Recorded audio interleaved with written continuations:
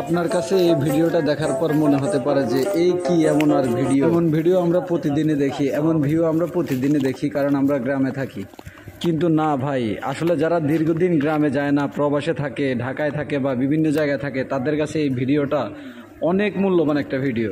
কারণ ওনারা অনেক দিন এরকম পাকা ধানের ঘ্রাণ পায় না, মাটির সুবাস পায় না, এরকম পরিবেশ দেখতে পায় না। আমাদের মতো সাধারণ কন্টেন্ট ক্রিয়েটরদের করা এই ধরনের ভিডিও তারা দেখলে অনেক শান্তি পায়, অনুভব করতে পারে গ্রামকে। তাই আমি বলবো যে যারা এইগুলো দেখতে দেখতে অভ্যস্ত, আজকের ভিডিওটা আপনাদের জন্য না, আজকের ভিডিওটা তাদেরই জন্য যারা দীর্ঘদিন গ্রামের বাইরে আছেন, যারা এই গ্রামের শান্তিটা অনুভব করতে পারছেন না অনেক দিন। দেখেন, এই ক্ষেতের আইল দিয়ে যখন হাঁটতেছিলাম, এই ধানের গ্রানে মনে হচ্ছিল যে আমার অক্সিজেনগুলো আরও বিশুদ্ধ হয়ে যাচ্ছে।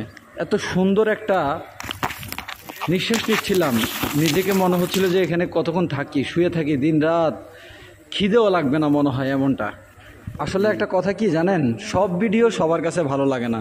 কিছু ভিডিও আছে নির্দিষ্ট মানুষের জন্য, যারা এই ভিডিওগুলো দেখার জন্য বসে থাকে, কিন্তু আসলে তারা সচরাচর সেই ভিডিওগুলো দেখতে পায় না। কারণ এই লো কোয়ালিটি, বা আপনাদের ভাষায় আর কি, আমার কাছে এটা কোয়ালিটি সম্পূর্ণ, কিন্তু এই ধরনের ভিডিও তাদের কাছে হচ্ছে লো কোয়ালিটি ভিডিও, তারা করে না।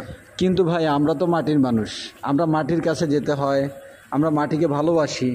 সেখানে গিয়ে আমরা সেটাকে চিত্র ধারণ করে আমাদের যেই ভাই বন্ধুগণ অথবা আমার যেই ভিউয়ার্সরা আছেন দীর্ঘদিন এই প্রকৃতির ছোঁয়াগুলো পাচ্ছেন না, তাদেরকে দেখার সুযোগ করে দেয়। হয়তো তারা সংখ্যায় কম, কিন্তু কোনো আফসোস নেই, তাদের মন মতো ভিডিও আমি তাদেরকে দিতে পারি। এটা আমার কাছে অনেক বড় একটা আনন্দের বিষয়।